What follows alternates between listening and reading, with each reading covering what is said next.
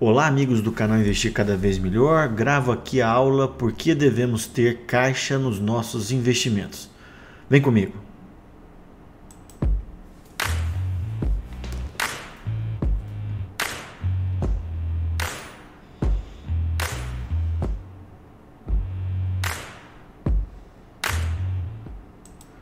Bom, então vamos lá.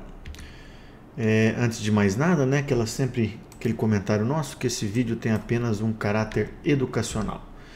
O que a gente vai comentar hoje no vídeo? Eu vou colocar qual que é o conceito de caixa, razões para a gente ter o caixa na nossa carteira de investimentos, quanto manter, qual que é o percentual da nossa carteira que a gente deve ter em caixa, quais são os investimentos que são considerados caixa, e depois no final vou falar como fazer o rebalanceamento desse caixa.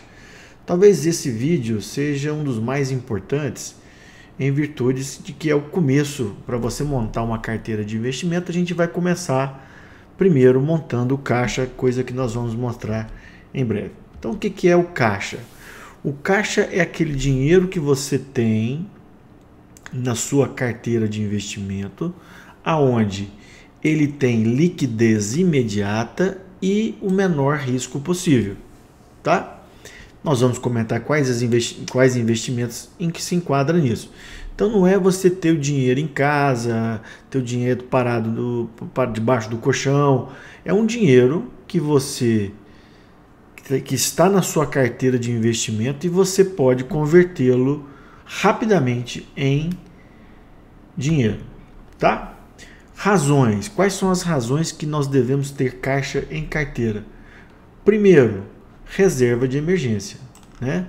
Antes da gente pensar no médio, no longo prazo, na aposentadoria, a gente tem que se precaver. Então, a reserva de emergência é o primeiro passo, né? Depois, isso aqui eu fui aprendendo ao longo do tempo, da minha carreira, desde 2008, que a gente tem que ter caixa porque a gente tem que aproveitar as oportunidades. O mercado financeiro sempre está dando oportunidade, tá? Por isso que a gente tem que ter um dinheiro que a qualquer momento ele pode ser convertido e para a gente comprar outros ativos, tá? E outra coisa fundamental é que no Brasil, para a gente manter esse caixa, a gente é muito bem remunerado, né? Que a gente vai ver que os investimentos indicados são aqueles atrelados ou a Selic ou a taxa CDI. Quanto manter em caixa? Bom, para a reserva de emergência, você tem que manter de 6 a 12 meses das suas despesas mensais. Então, vamos supor que você tem uma despesa mensal de R$5.000. Você tem que ter pelo menos 30 mil. E aí você vai adaptar de acordo. Por que é de 6 a 12 meses? Pelo seguinte, pensem bem. Se você tem um cargo público estável, você pode manter menos, porque você tem estabilidade no seu emprego. Já um autônomo, ele tem que manter um caixa maior, porque o emprego dele é mais instável. Isso vale também para um corretor de imóveis, vai para várias outras profissões. Se você tem mais estabilidade, você pode ter esse mínimo de 6 meses. Quanto maior risco for seu emprego, você tem que manter 12 meses, tá? E para as oportunidades, eu sugiro entre 10% e 20%, tá? A gente vai falar no final sobre o rebalanceamento, mas eu acho, você tem um patrimônio X, de 10% a 20% a gente tem que estar em caixa, tá? Para aproveitar as oportunidades em renda fixa, como atualmente, em fundos imobiliários, ações e outros mercados, tá? Recentemente, o Warren Buffett comentou, né, que a empresa dele, a Berkshire, sempre teve muito caixa e sempre vai ter, para justamente aproveitar essas oportunidades. Ele até compara isso como o oxigênio, tá? Então, assim, coloque na cabeça, caixa, reserva de emergência, fundamental, intocável, e aí nós vamos fazer 10% a 20% do seu patrimônio em caixa para aproveitar oportunidades no futuro. Tá? Quais são os investimentos que eu considero como caixa? Basicamente são 3. Os fundos DI, o CDB com liquidez diária e o Tesouro Selic. Basicamente são só esses 3, tá? Isso aqui é um consenso entre os melhores especialistas, tá? Bom, o que não é caixa, tá? De vez em quando a gente vê por aí na internet algumas pessoas recomendando isso aqui como caixa. LCI e LCA, apesar delas serem isentas do imposto de renda, muitas vezes ela tem liquidez limitada, às vezes 3 meses ou mais, tá? Tesouro pré-fixado e tesouro inflação. Isso aqui, o preço desses títulos oscilam de acordo com os juros futuros. Então não serve para reserva de emergência ou caixa. Fundos imobiliários, ele tem o risco de mercado, também não serve. CDB de banco médio sem liquidez. Muitas vezes o banco médio oferece para você 115% do CDI. Só que ele não tem liquidez, então também não serve. Ele pode servir para o médio prazo, mas para o caixa não. E a caderneta de poupança, ela é ruim pelo atual rendimento, tá? Bom, fundo DI.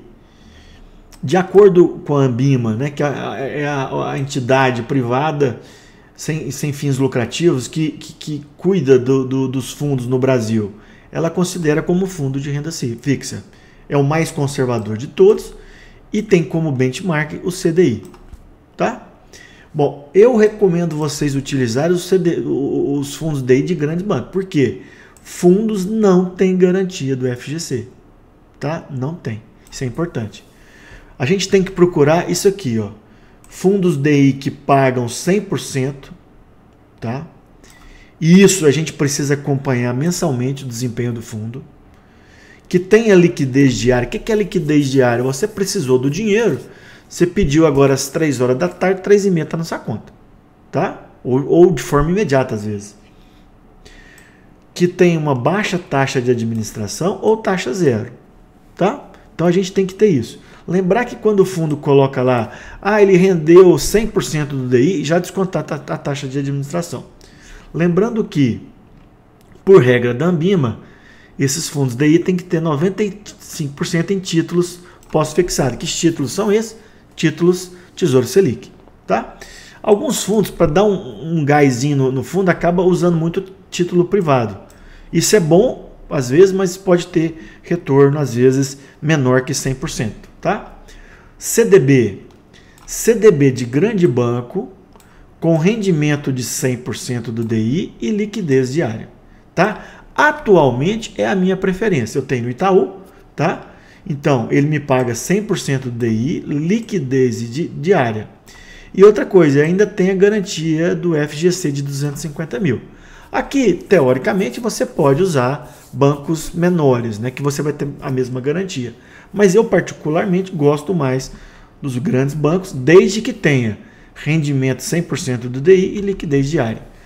Tesouro Selic, que é um título do Tesouro Direto. Ele vai render um pouquinho menos que a Selic, muito pouquinho, 0,1. Rende praticamente igual ao CDI, tá? Eu acho, apesar da facilidade, ele é um pouquinho mais burocrático que o CDB e o fundo DI, por isso que eu prefiro os outros dois. Atualmente eu prefiro mais o CDB. E no Tesouro Selic a gente tem uma taxa única, que é a taxa de custódia de 0,20, tá? Lembrando que para valores inferiores a 10 mil, se você for um microinvestidor, você vai ter essa isenção, tá? Liquidez diária, ela começou acho que desde o ano passado, só que você lembra, você tem que pedir, salvo engano, até as 13 horas, tá? Então, dessas 3 possibilidades, gosto muito do fundo DI, respeitando essas características. Minha preferência atual é o CDB, mas o Tesouro Selic também tem essa vantagem, tá? Bom, nesse livro meu, que eu também gravei uma aula, né, a gente fala de 5 investimentos que garante o nosso futuro. É o caixa, que eu acabei de falar. Os fundos imobiliários, eu também já gravei uma aula. Tesouro Direto, também já gravei, tá? Tá faltando a aula de Previdência Privada, que possivelmente eu publico na semana que vem. E a gente vai começar a abordar com mais detalhes a Bolsa de Valores. Essa aula também deve ir em 15 dias, já deve estar no site, tá? Por último, que eu coloquei aqui o que eu chamo de rebalanceamento de carteira. O que é isso? Bom, você tem um caixa lá, você estabeleceu 15%, que você tem que ter caixa. Só que aí, você está no mercado acionário e as ações subiram, como subiram agora de 100 mil pontos para 121 mil pontos de janeiro a março. O que você faz? Vende parcialmente as suas ações e aumenta o caixa. Tá? E as ações caíram demais, como agora, depois do mês de abril, vão surgir algumas oportunidades, você vai lá e compra. Tá? Faça isso sempre aos poucos, porque a gente acertar o timing correto é impossível. Então, vamos supor, você quer comprar ações da Vale, né? Compra um pouquinho essa semana, na semana que vem você compra um pouquinho mais, só que lembre-se de manter aquele percentual de caixa de 10 a 20, ou de 5 a 20, ou 10 a 25, de acordo com o seu perfil. Tá? Por exemplo, agora na renda fixa, tesouro pré-fixado e inflação também estão interessantes para comprar. Então você pode diminuir seu caixa. Tá? Os juros estão com viés de alta. O juro vai subir muito. Você aumenta o caixa, porque é um título pós-fixado. Tá? Bom, então aqui eu termino essa aula. Espero que vocês tenham gostado. Se inscrevam no canal, compartilhe com os amigos e até uma próxima.